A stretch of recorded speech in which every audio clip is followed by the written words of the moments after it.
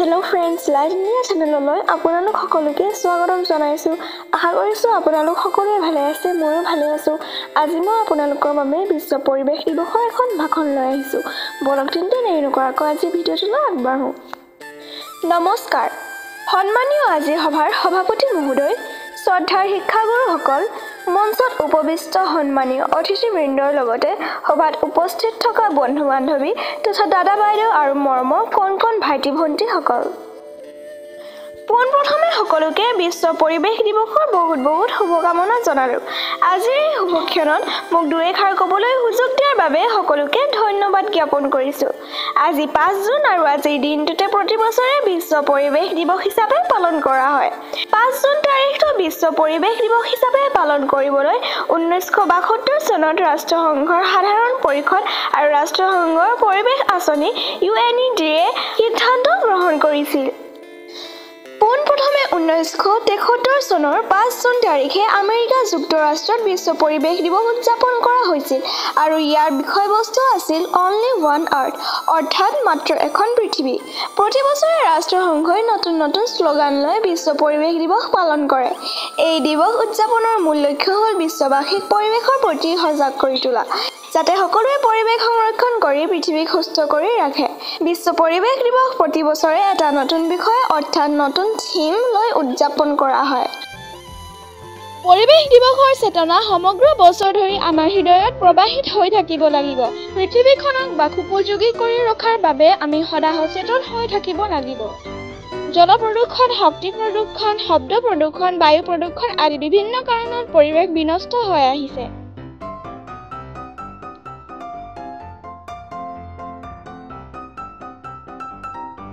পৰিৱেশ দূষিত হোৱাৰ লগতে গোলকীয় উষ্ণতা দিনক দিনে বৃদ্ধি পাই অহা, সাগৰৰ জলপৃষ্ঠ বাঢ়িবলৈ ধৰা, মেৰু অঞ্চলৰ বৰফ গলিবলৈ ধৰা ইত্যাদি বিভিন্ন কাৰণত প্ৰাকৃতিক দুৰ্যোগ যেনে বানপানী, সাগৰীয় ধুমুহা আদি সঘনাই হ'বলৈ ধৰিছে।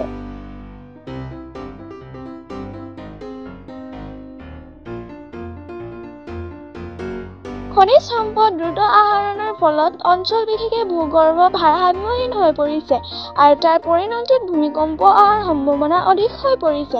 আমাৰ দৈনন্দিন জীৱনত প্লাষ্টিক ব্যৱহাৰে অনাগত দিনত ভয়ংকৰ বিপদৰ সৃষ্টি কৰিব পাৰে। সেয়েহে প্লাষ্টিক প্ৰদূষণ প্ৰতিৰোধ কৰিবলৈ পলিথিন বা প্লাষ্টিক সামগ্ৰীসমূহ বৰ্জন কৰা নিতান্তই আৱশ্যক।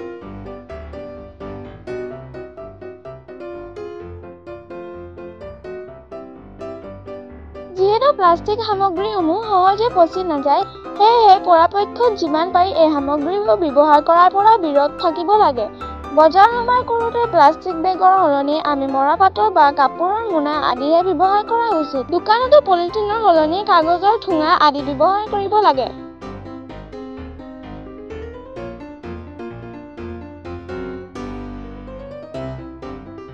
লগতে প্ৰদূষণকাৰী যান-বাহনবোৰো নিয়ন্ত্ৰণ কৰাটো অতি জৰুৰী।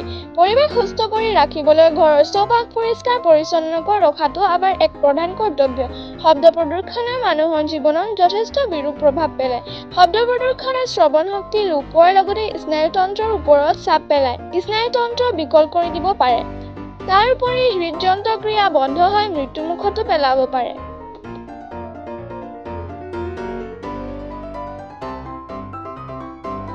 গাড়ী, মটৰ, কল-কাৰখানা আদি উদ্যোগসমূহৰ পৰা নিৰ্গত হোৱা গেছ বা ধোঁৱাই বায়ু প্ৰদূষণৰ সৃষ্টি কৰি আহিছে, যাৰ ফলত শ্বাস-প্ৰশ্বাসজনিত ৰোগৰ প্ৰাদুৰ্ভাৱ দিনক দিনে বৃদ্ধি পাইছে। কৃষিকাৰ্যতো কৃত্ৰিমভাৱে প্ৰস্তুত কৰা ৰাসায়নিক সাৰৰ প্ৰয়োগে মাটি, পানী, বায়ু সকলোতে প্ৰদূষণৰ সৃষ্টি কৰি আহিছে। কৃত্ৰিম সাৰ, কীটনাশক ঔষধৰ প্ৰয়োগে শস্য উৎপাদন বৃদ্ধি কৰিছে ঠিকেই, কিন্তু ইয়াৰ ফলত পৰিৱেশ আৰু মানুহৰ জীৱনলৈ ভাবুকি কঢ়িয়াই আনিছে।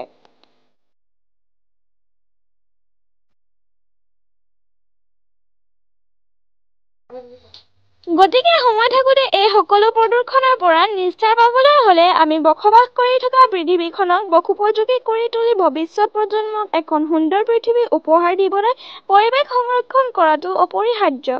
তেতিয়াহে ভৱিষ্যতলৈ নৱপ্ৰজন্ম সুৰক্ষিত হ'ব। পৰিৱেশ প্ৰদূষণৰ পৰা পৰিত্ৰাণ পাবলৈ হ'লে অৰণ্য সংৰক্ষণ কৰাটো অতি আৱশ্যকীয়।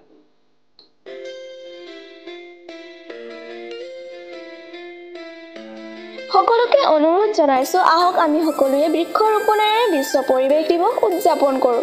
শেষত পুনৰবাৰ সকলোকে বিশ্ব পৰিৱেশ দিৱসৰ শুভকামনা জনাই আজিৰ মোৰ বক্তব্যটো সামৰণি মাৰিছোঁ। ভুল হ'লে ক্ষমা কৰিব। ধন্যবাদ। আজিৰ এই ভিডিঅ'টো চাই কেনে পালে কমেণ্টত জনাব আৰু যদি ভাল পালে তেন্তে প্লিজ লাইক, শ্বেয়াৰ আৰু ছাবস্ক্ৰাইব কৰি দিব। আজিৰ কাৰণে ইমানে, আকৌ নেক্সট ভিডিঅ'ত লগ পাম। বাই।